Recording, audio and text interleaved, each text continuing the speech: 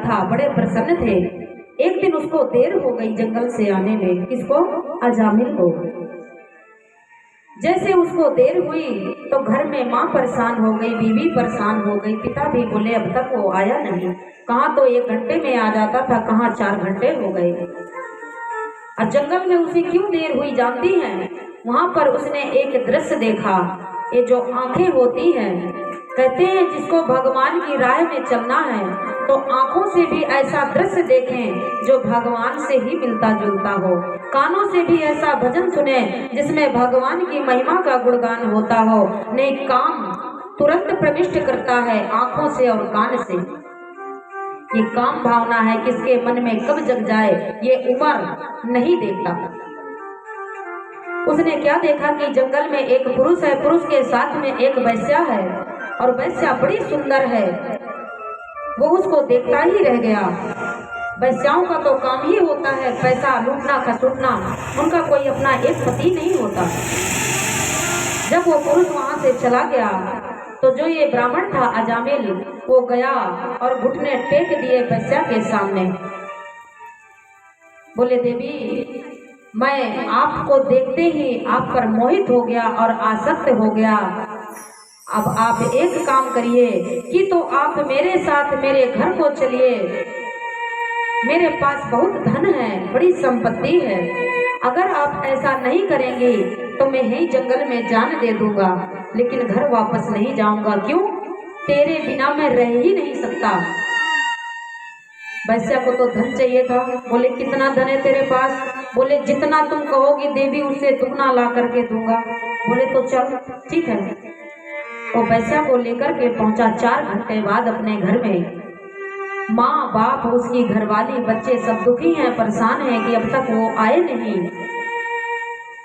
जैसे वो दरवाजे में पहुंचा, आवाज लगाई, अम्मा गेट खोलो।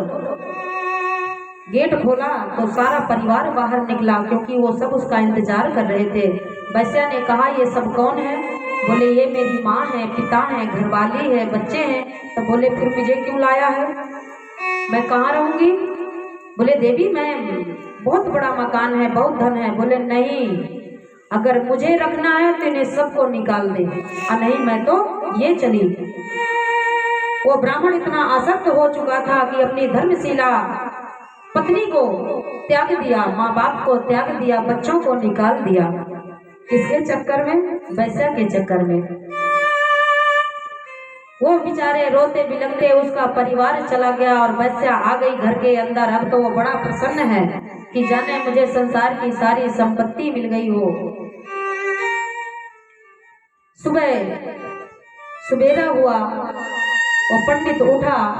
कहते हैं जो हम नियम पकड़ते हैं, बहुत दिन से एक कार्य को कर रहे होते हैं तो उसकी आदत पड़ जाती है। जैसे उठा उसने अपना कमंडल वगैरह उठाया और जाने लगा। बोले कहाँ जा रहा है?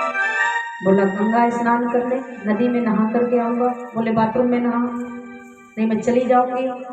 उसने कहा ठीक है देवी, मैं तुरंत बाथरूम में नहाता हूँ। बाथरूम में नहाया और अपना माला और पुस्तक लेकर के बैठ गया। बोले ये क्या कर रहा है? बोले मैं अपनी संध्या करूंगा। बोले संध्या ही करनी थी तो फिर मुझे क्यों लाया है? एक काम करो, अगर मुझे रखना है तो जाओ ज्यादा से ज्यादा धन एकत्रित करके लाओ, कमा करके लाओ, और नहीं मैं तेरे घर की भूखी नहीं हूँ। वो ब्राह्मण बड़ा आसक्त था।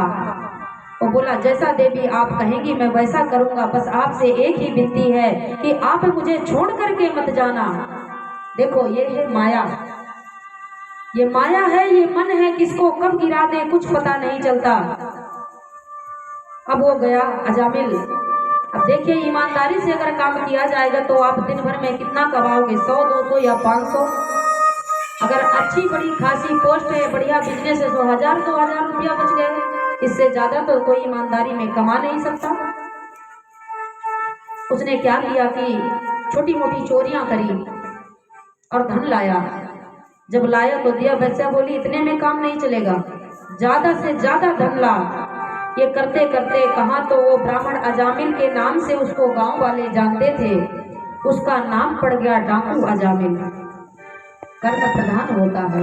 हम जैसा कर्म करते हैं कहते हैं कौन कब जन्म लिया किसी को कुछ नहीं पता, कब मरेगा कुछ नहीं पता, लेकिन जो हम करके जाएंगे, जिसके साथ जैसा व्यवहार करके जाएंगे, तो मरने के बाद भी लोग वही उसी रूप में याद करेंगे और जीते जी भी उसी रूप में याद करेंगे।